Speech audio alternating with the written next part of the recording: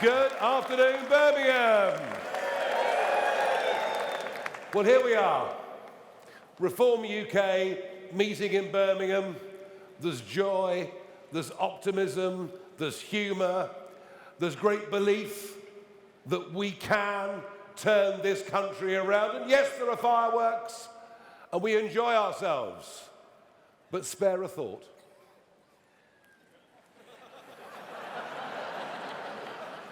No, please. Spare a thought for Downing Street this afternoon, where the curtains are drawn and the political life of the most unpopular and most useless Prime Minister in living memory is drawing to a close.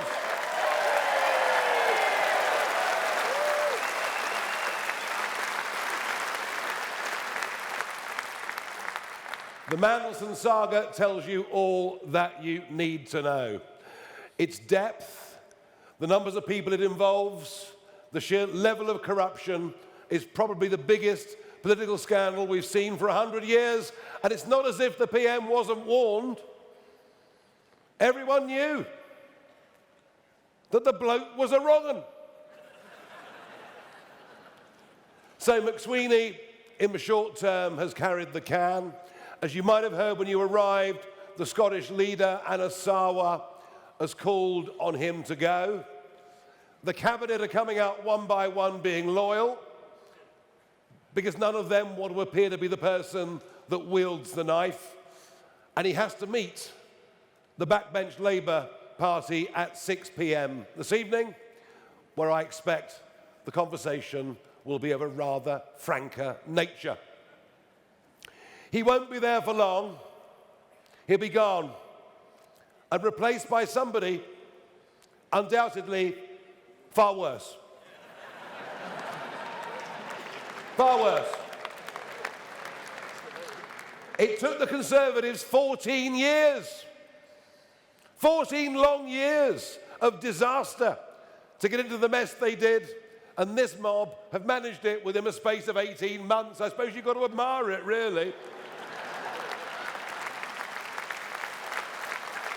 But either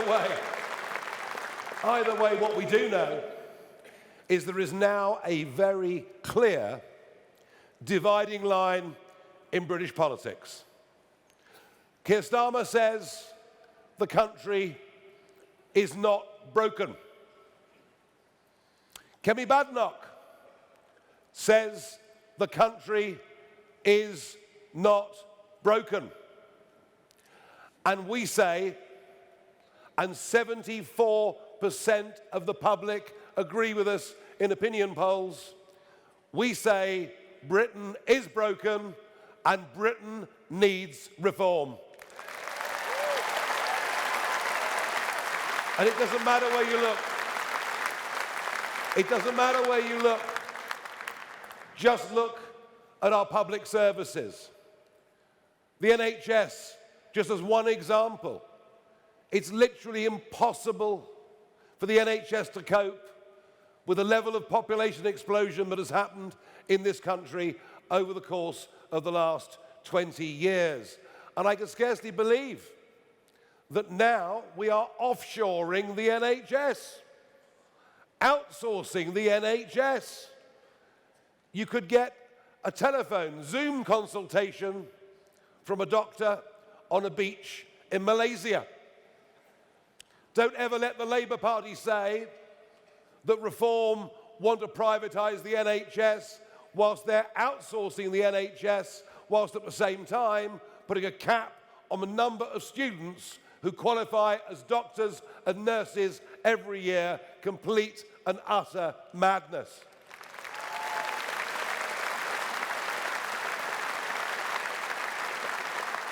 And of course, our borders are completely broken. And this, I think, in many ways represents the greatest breach of trust between the governors and the governed. You think of it, the 2010 manifesto from the Conservatives, the 2015 manifesto from the Conservatives, the 2017 manifesto from the Conservatives, promising to reduce net migration to tens of thousands a year. And then in 2019, a Boris majority, Brexit done, every reason to believe we'd get a grip. And then we got the Boris wave with net up to 1 million people coming in a single year, most of whom are not bringing the kind of skills and support that our country needs. And frankly, whether it's immigration or anything else, the Conservatives were a disaster. They broke Britain, and all that Starmer and Labour are doing is making the situation worse. And the same comes for illegal immigration. Just think about it. How can it be in our interests to allow nearly 200,000 undocumented young males into our country?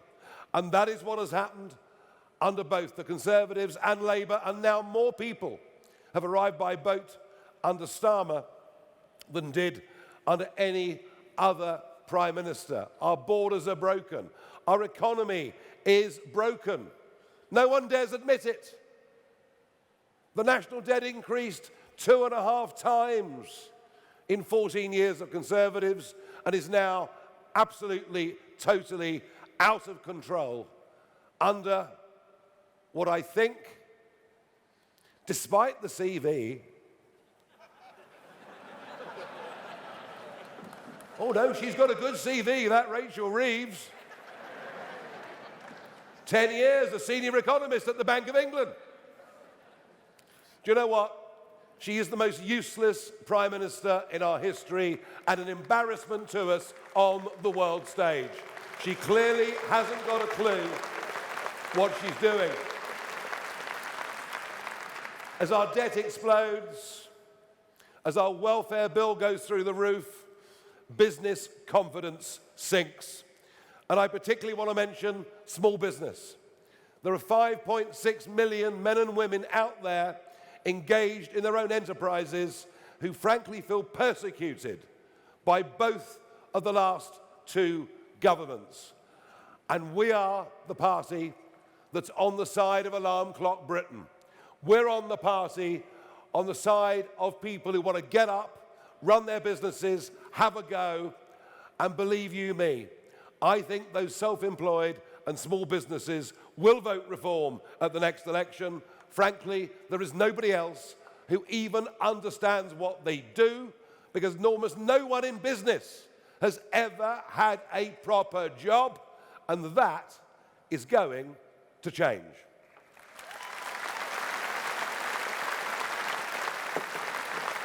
We are deindustrializing at a rate of knots. Heavy manufacturing, heavy engineering, shipbuilding, cement making, chemicals, steel. You can go through the long list. It's all gone off to India and China. And then the very same goods are exported back here. And we're doing it in the name of net zero.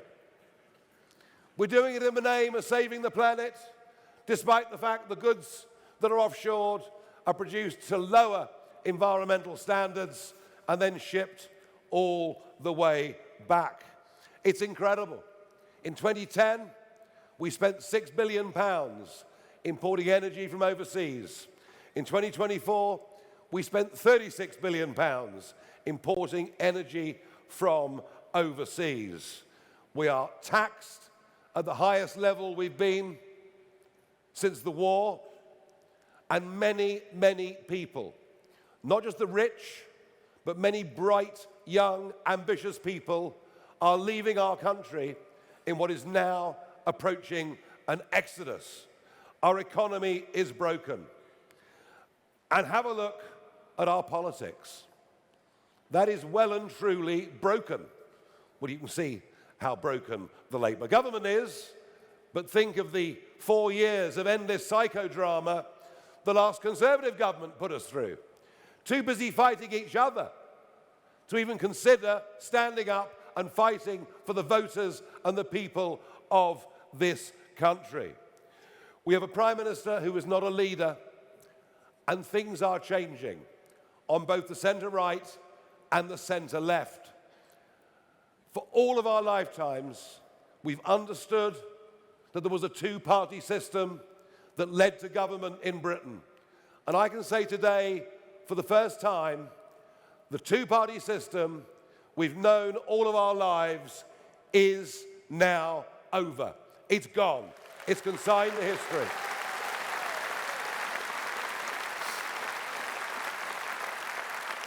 Reform has broken the mould of British politics, something Roy Jenkins tried to do 40 years ago and failed. We have broken the mould, and that's why we've led in the last 200 opinion polls.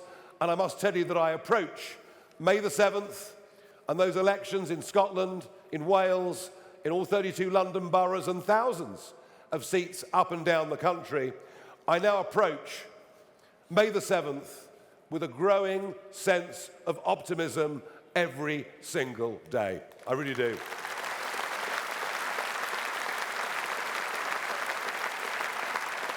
And so broken is our politics, they've even started cancelling elections.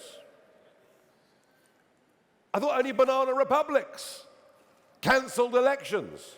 Well, I will be in the High Court on the 19th and 20th of February when we fight the government at judicial review, not just for the elections this year, but to think that in the case of Norfolk, of Suffolk, of East and West Sussex, if this goes ahead, it will be the second year in a row that elections have been cancelled. We go into that court fight with every reason to think that we are going to upstage the establishment and that we are going to win and re-enfranchise 5 million people.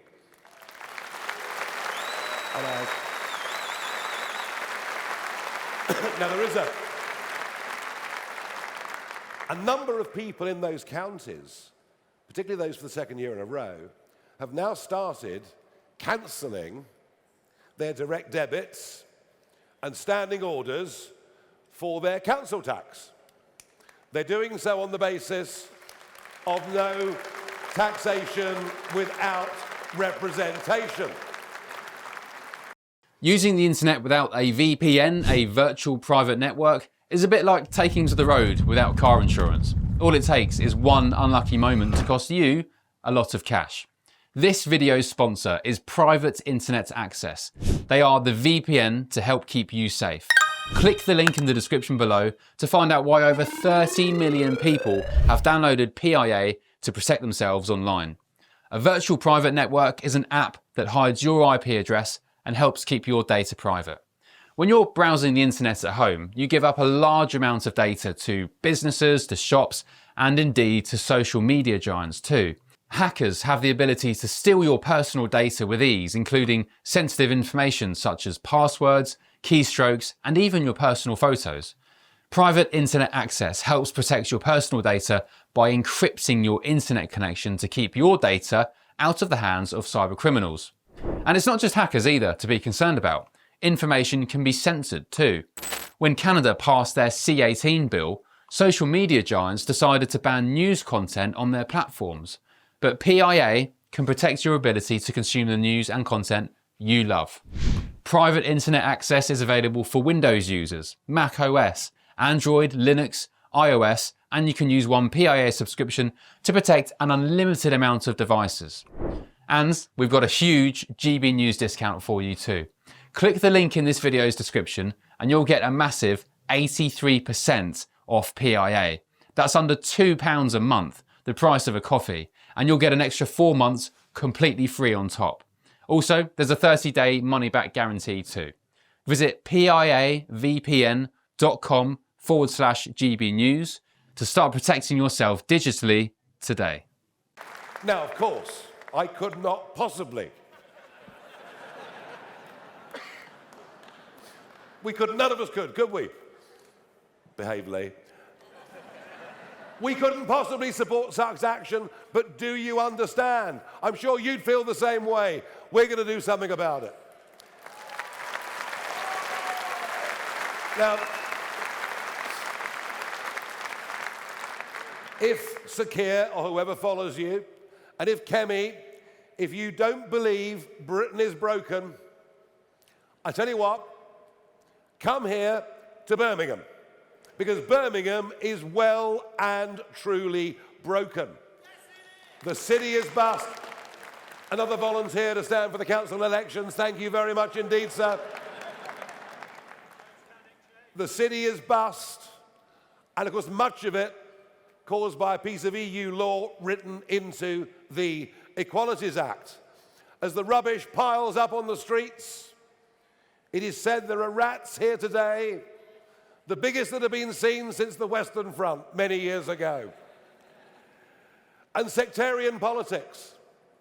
Sectarian politics is now here, alive and well, in what we've always known as Britain's second city. People now voting purely on religious grounds. There's even a candidate standing in Birmingham who's a former convicted terrorist. But this is all thought apparently to be okay. And this, egged on and encouraged by a police force who, when they banned the travelling Israeli football fans, did so simply because they were Jewish. That is what Birmingham has sunk to. A deindustrialized city that used to be the workshop of the world. Slayed at the altar of net zero and the highest industrial energy prices in the world. Birmingham is broken. Birmingham needs reform. And I dare say on May the 7th, Birmingham is going to get reform.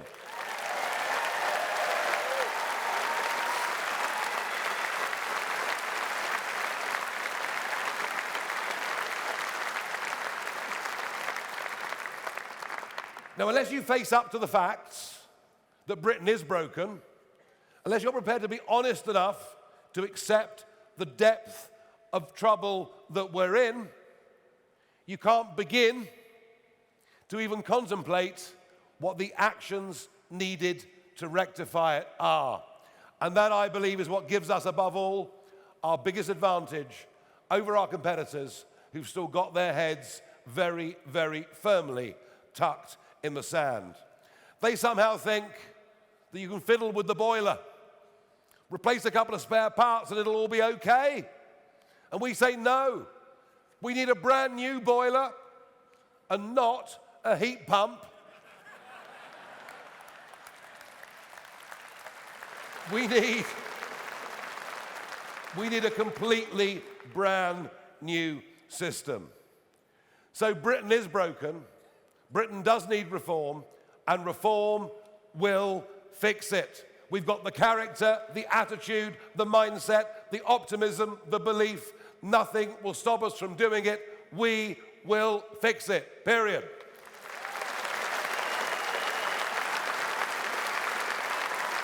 And we will stick to our fundamental principles. We will stick to the slogan that summarizes why we are and what we are.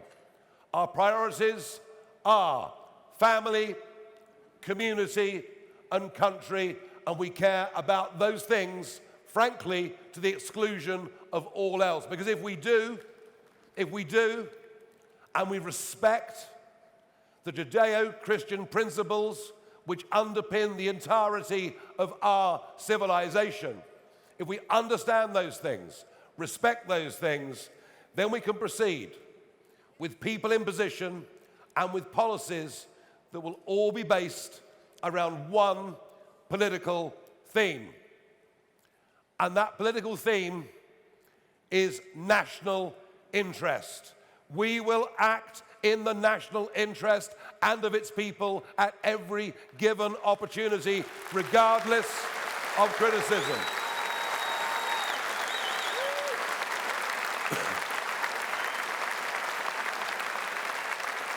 We will no longer kowtow to the European Union or unelected European commissioners. We will no longer even listen to illegitimate United Nations courts like the ICJ, who with a judge from Russia and China have persuaded our Prime Minister to give away, no, sorry, not to give away, to pay to hand over the strategically important Chagos Islands. We will not be listening to courts like that in the future. We'll be acting in our own national self-interest.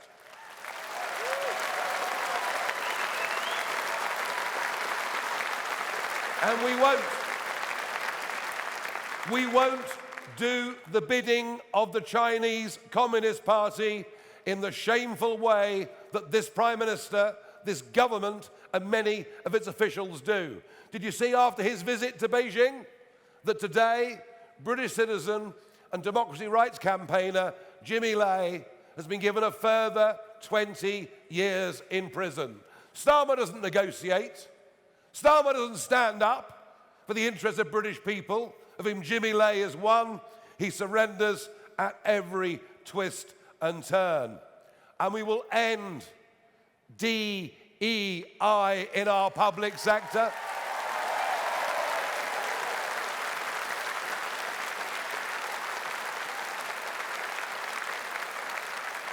Get rid of two-tier policing, of two-tier justice. We will, because we're firm, we're determined, we don't mind what abuse we're going to get. We will stop the rot, and we'll do it because the national interest demands that we do. Just as it demands that we abolish this insane net zero agenda, it's going to go under us. And we will.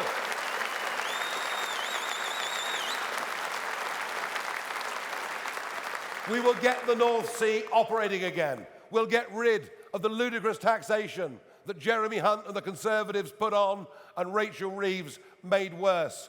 Whether you like it or not, we will be using oil and gas until at least 2050. So in that case, why not simply produce our own? It makes sense. It's in the national interest. And we will look to countries like South Korea, who were able to do nuclear energy with no concessions on safety for a quarter of the cost that it does our bungling idiots in government. We'll produce oil and gas, we'll build nuclear energy, because frankly, we're going to need it. Not just for existing manufacturing, what's left of it, but think of the 21st century technologies. And by the way, we're the only party really thinking about this. Think about AI. Think about data centers. Think about the world of crypto, which isn't going away. To be engaged in that, you need more energy than we've ever produced in our histories.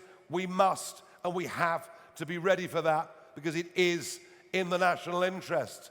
And we will do everything in the national self-interest to try and produce as much food as we can in this country and not allow our farmers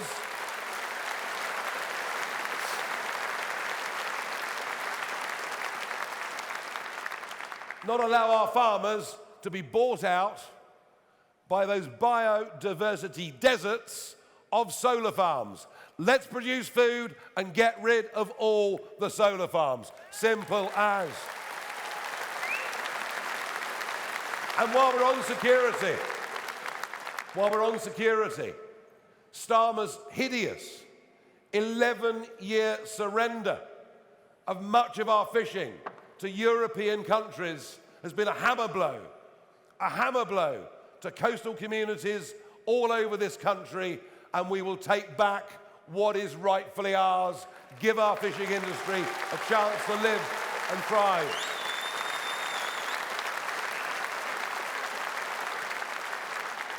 It's all about putting our own people first. And in our national interest, we must stop extreme teaching unions poisoning the minds of our kids. We've got to stop this happening.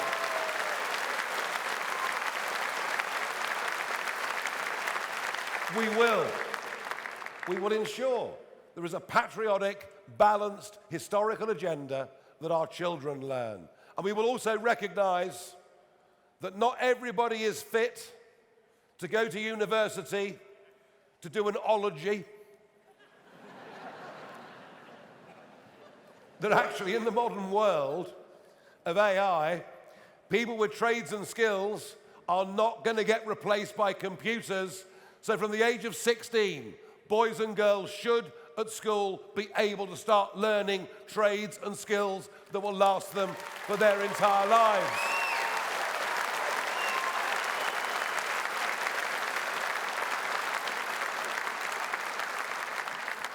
But we have to start making money. The country is going bust. We're caught in a trap where there are many at work who would actually be better off on welfare. And we will have to cut the welfare budget. Not everybody will like it, but,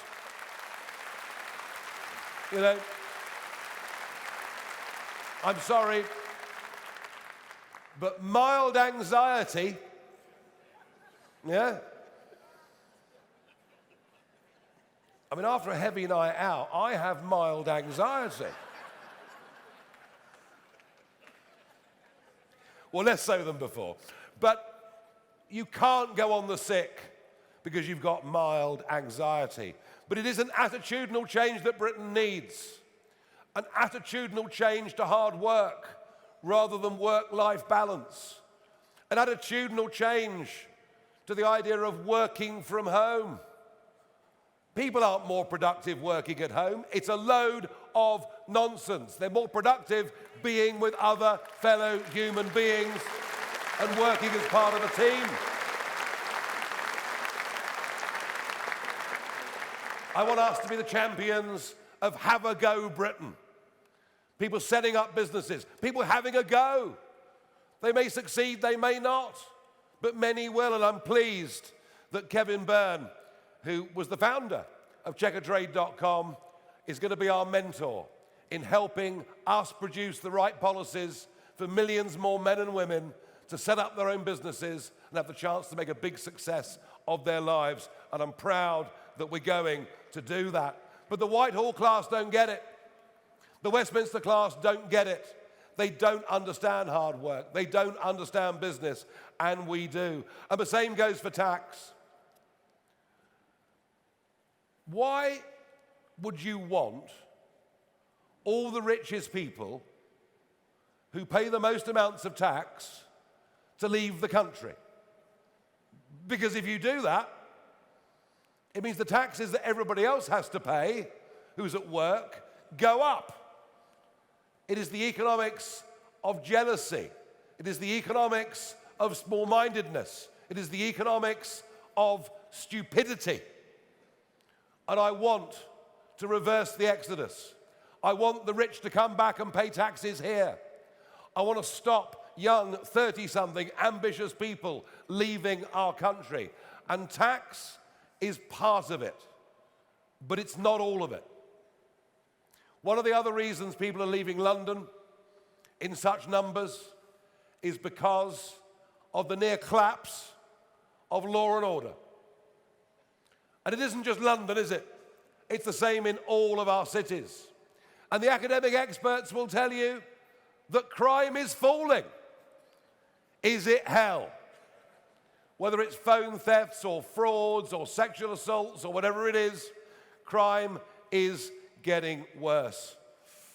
And that's why I'm very, very pleased that after all these years of Sadiq Khan, of London becoming lawless, the beginning with our campaign on the 7th of May in the 32 boroughs, But heading on to the London mayoral elections in a couple of years' time, our candidate is going to be vigilante mum Layla Cunningham to bring back law and order to London.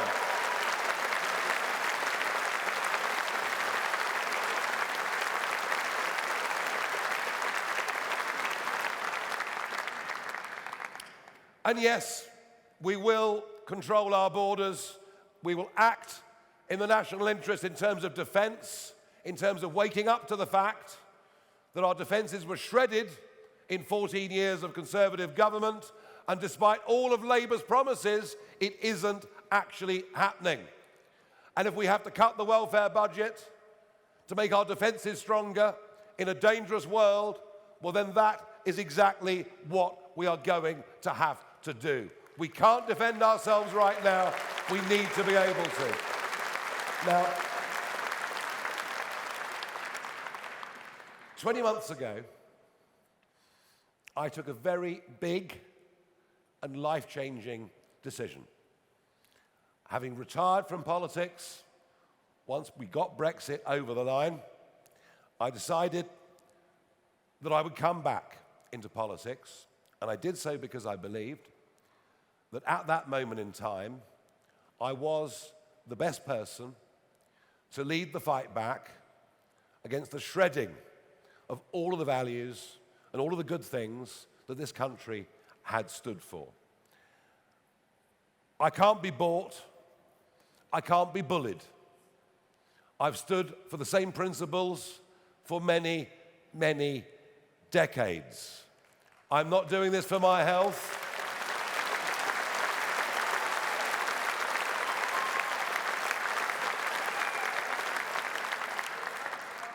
There are many other things in life I could be doing.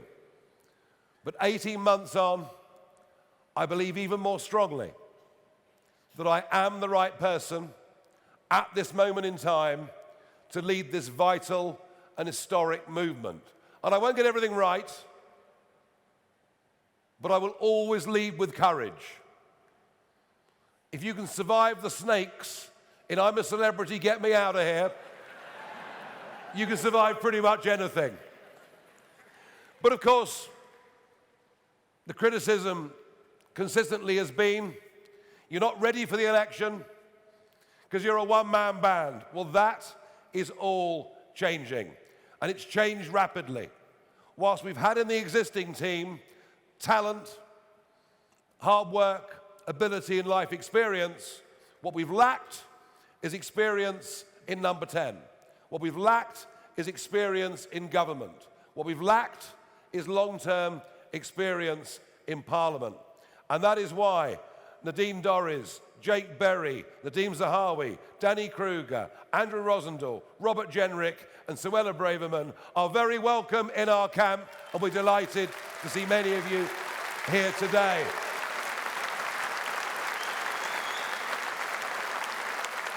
And that complements enormously.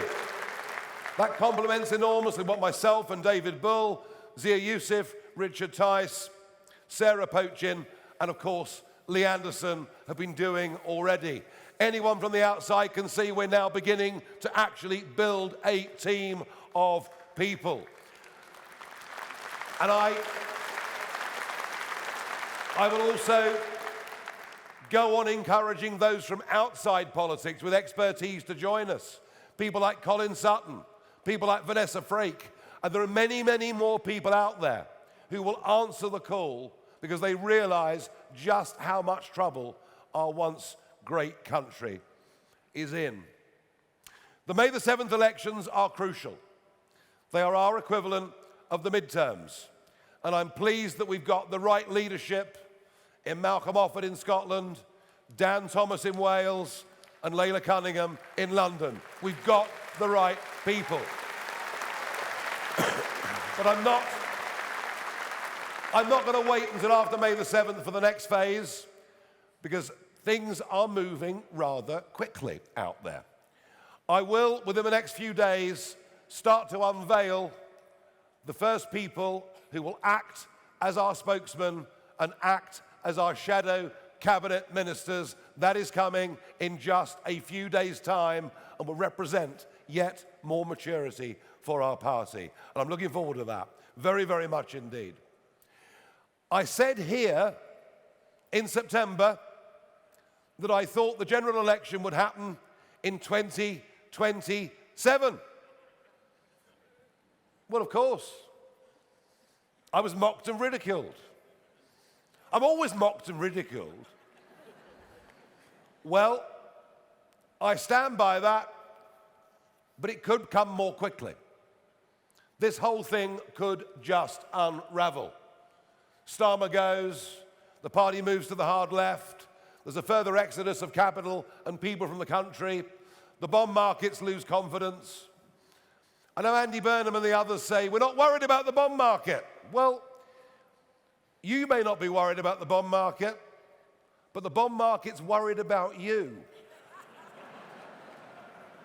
So as of 3 o'clock today, on our website, reformparty.uk, as of 3 o'clock today, I have opened the lists for people to apply to be general election candidates for this party. And I do today put this party on a general election war footing. We will make sure that when it comes, whenever it is, that we are ready in every way to fight and to win that election.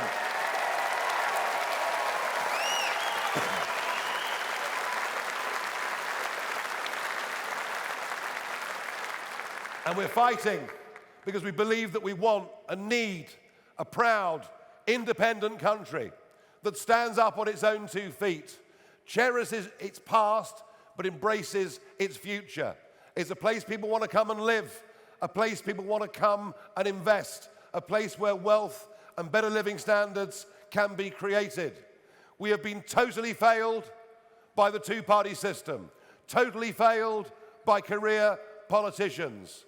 I am putting together a team of people who will do much, much better than that. And what I love about this party, about the events that we hold, is the optimism, the belief that we can do it. And you are our people's army. And without you, we can't do it. But I believe we can do it. Do you? Yeah. I believe we can do it. Do you? Yeah. Thank you very much indeed, everybody. Thank you. Thank you. Thank you. Thank you.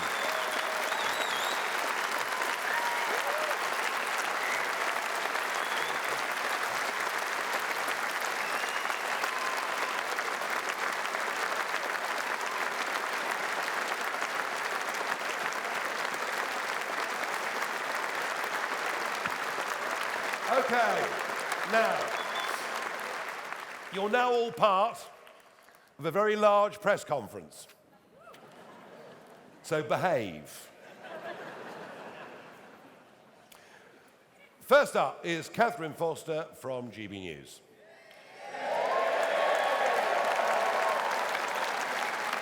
I'm not sure that every media channel will quite get that round of applause, but anyway, Catherine, please. Thank you, Catherine Forster, GB News.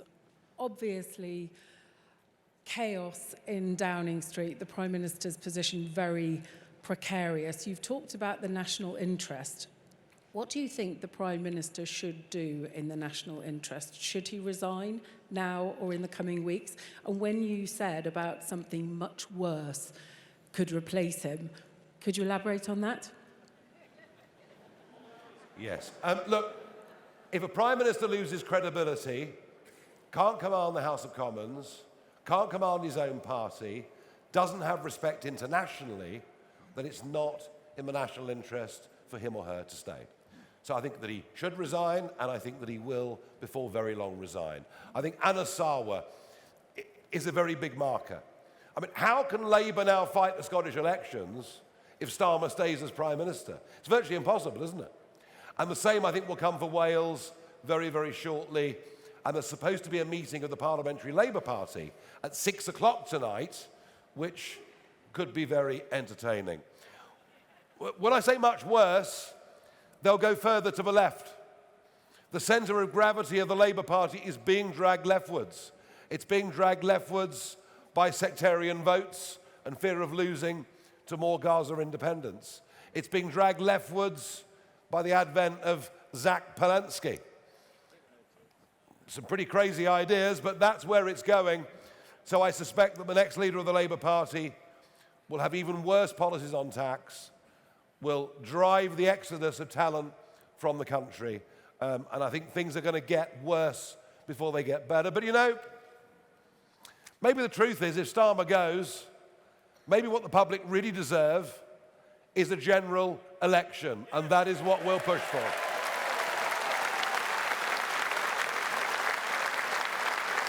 Okay, moving on. Any Price, BBC News.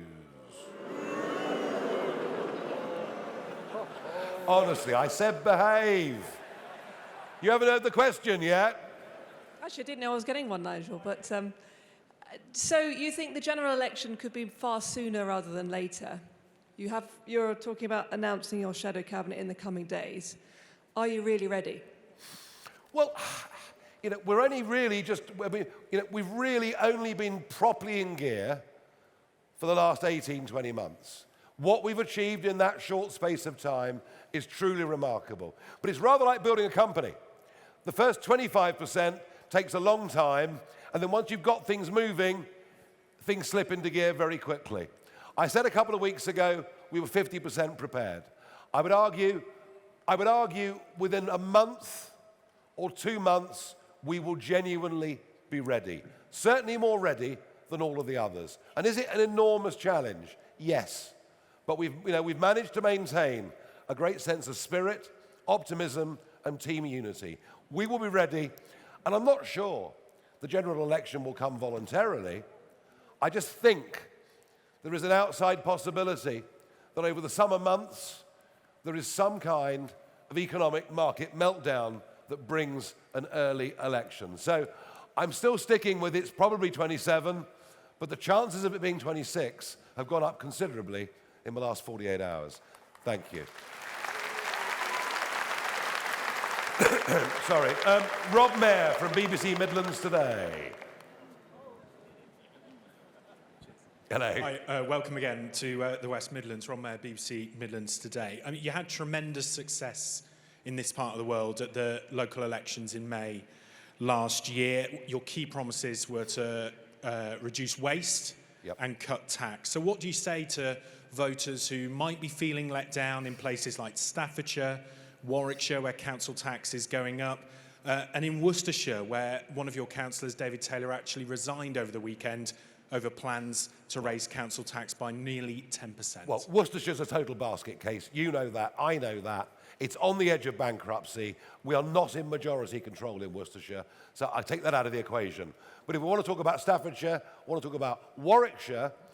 First point, never once did I say we'd cut council tax. Never once in the campaign did I say we'd do that, because I knew it would be impossible given how tough the finances were. What we said is we would find waste and save money. And across our councils, we've made about £300 million in savings thus far. Our council tax increases in the councils we control are lower than the council tax increases for the other parties in the rest of the country. So I would say to you, we're not off to a bad start.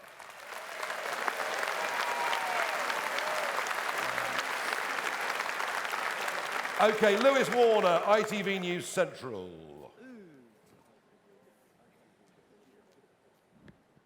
Thank you. I'd like to ask, you said you're on a general election war footing. If the Prime Minister does resign in the coming days, would you call on that next Labour leader to call a general election? Are you ready for that? And if so, why should they? Because some of the MPs sitting opposite here didn't call a by-election when they defected. No, they didn't. You're right. And of the last 200 and something MP defections, only 2 have ever occasioned by-elections. I just think legitimacy of Prime Ministers. We've had so many prime ministers now. Where is the legitimacy of a prime minister who's not been approved by the people? And I think the office of prime minister is being rapidly devalued. Yes, I accept it's the Conservative Party that did that. I mean, it was hard to keep up at times, wasn't it, how many there were? But no, I think there will be a big call in the country for a general election. They may well ignore it, and they probably will ignore it, as I said earlier, but do not underestimate financial events spiraling out of control if they go for a leader that is on the hard left of British economics. So I still think it may happen. I doubt they will offer it to us, sadly. Sophie Church, Daily Mail.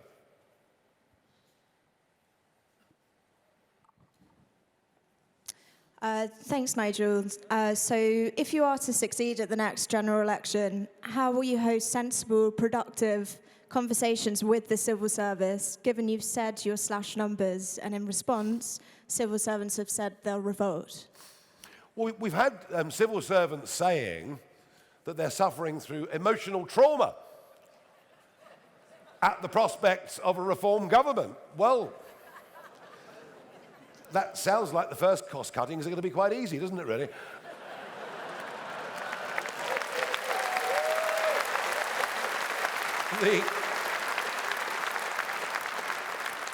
I do not have direct experience of working with the civil service. Richard Tice and I have not been in that position before.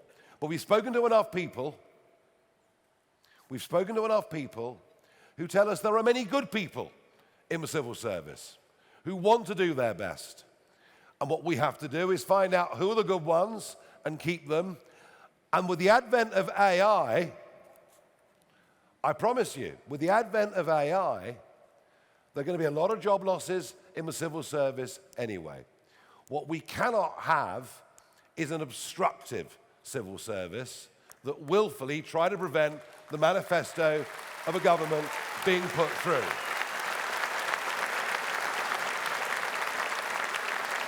And to a very large extent,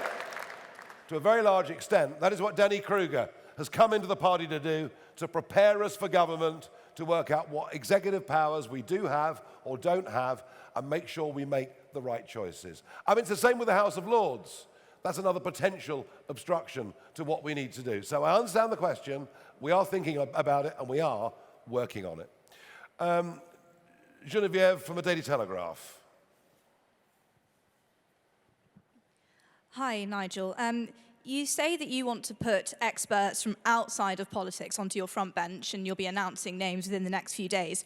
But how would you do this if you were to get into power? Would you use the House of Lords and appoint them peerages in order to get them into those positions? And previously, you've said that you want to abolish the House of Lords. Is that still your position? Well, the House of Lords as it currently exists is an absolute monstrosity. Absolute monstrosity. I mean, filled up with hundreds of Tony Blair's mates and David Cameron's mates, most of whom live within the same 2 postcodes in West London. I mean, it's a nonsense. No, radical change to the House of Lords. Look, if you appoint people from outside, you've got 2 options. If they're not in Parliament, one is, yes, the traditional route, you put them in the House of Lords. A better route, in my opinion, is to make the committees that meet in the House of Commons more powerful, to give them legal force, so that ministers can genuinely be held to account. And that, to me, would be a far better system. It really, really would.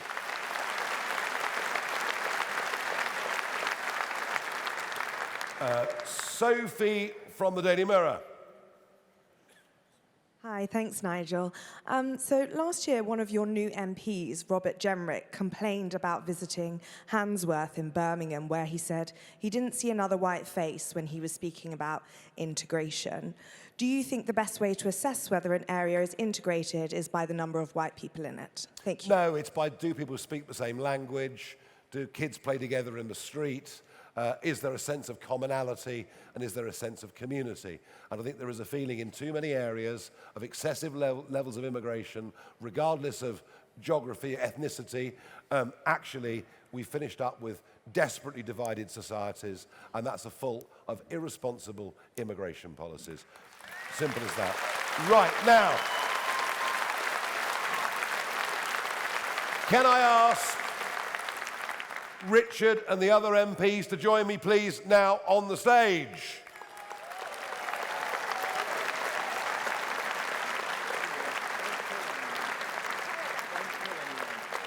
Now, gather in quite tight. No one too near the edges. Come forward. Come in.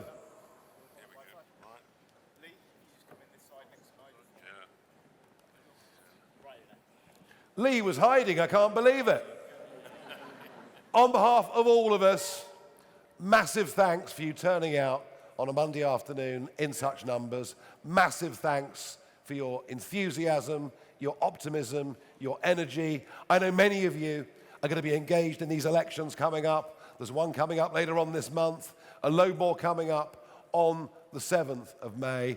And what you see before you is a growing parliamentary team, a team that now has more depth and breadth and experience than it had before, and a team that before long will be very much bigger. Thank you, everybody.